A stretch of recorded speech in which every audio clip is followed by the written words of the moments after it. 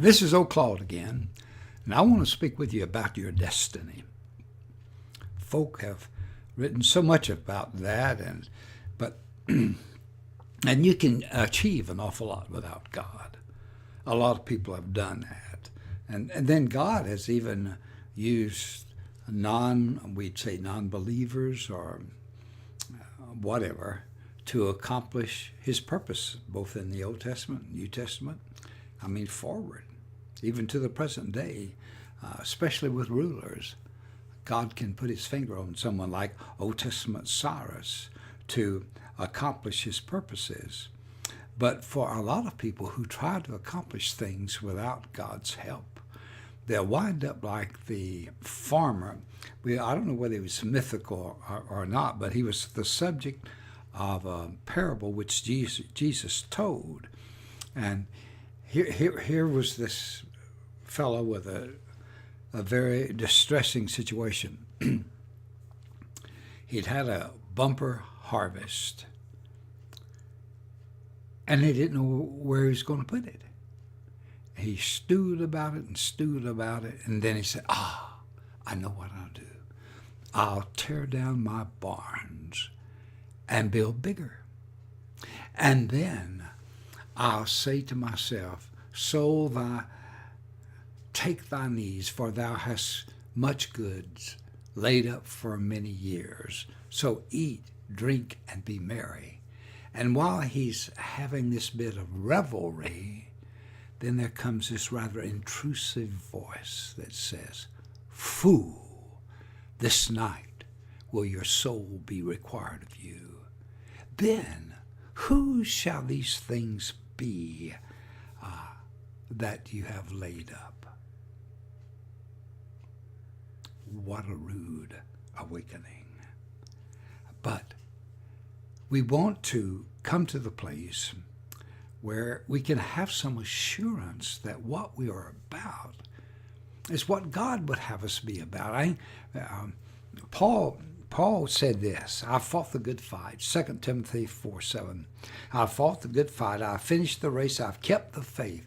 Finally, there's a crown of righteousness which the Lord, the righteous judge, will give to me on that day, and not to me only, but also to all who love His appearing. Now, Paul had his destiny cut out for him in a very special way. I mean, the Lord fingered him, if you please. Now, Paul could have turned away, but he didn't, because he had a basic hungering for the truth. Okay? So it was shown Paul from the very beginning what great things he must suffer for the gospel's sake. And then later on, much later on in the book of Acts, he's giving his testimony before King Agrippa. And he's telling Agrippa about his story, and he says, whereupon, O King Agrippa, I was not disobedient to the heavenly vision. Now, that's what you need to be about. You may not have as dramatic a calling as did Paul, but you deserve the right to know that what you're about is pleasing in God's sight.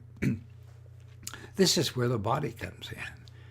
There are people within the body of believers, who have sufficient maturity and insight, who can pray with you and perhaps prophesy over you and give you some direction which you can legitimately consider. Well, maybe this is what the Lord would have me be about. See, I believe the Lord has created you for a purpose. You're put together a certain way. And when you get right with Him, then that opens the door for those creative juices which He's put within you to flow in a very special way. Now, you need also to understand that what you do now, the way you handle your life will have a bearing on all eternity, particularly during the millennium. And Jesus used the parable of the minas, or minas, however you say it, M-I-N-A-S, to make this point. And he spoke of this ruler who called these servants forward. To one he gave 10 minas, to another 5, and to still another 1. And then he came back and was expecting an accounting, and the one who had been given 10 minas had gained an additional 10 minas. One who had been given 5 had gained another 5. But the one who had been given just 1 buried his, and he caught the wrath of that ruler for not having done something with it. So what he had was taken away from him and given to the one who had 10 minas. But the principle of this thing is, this is the way it's going to be during the millennium. What you do now and the way you handle your responsibility, your kingdom responsibility, is going to have a direct correlation with what's going to happen to you and your place of leadership, your place of responsibility in the millennium. And we need to talk more about this sort of thing, but maybe this is the introductory subject for you, or an introductory time for you, and then you'll begin to think more about this. Blessings on you. Now, don't forget to maybe send in your comments and register to be a follower, if you will.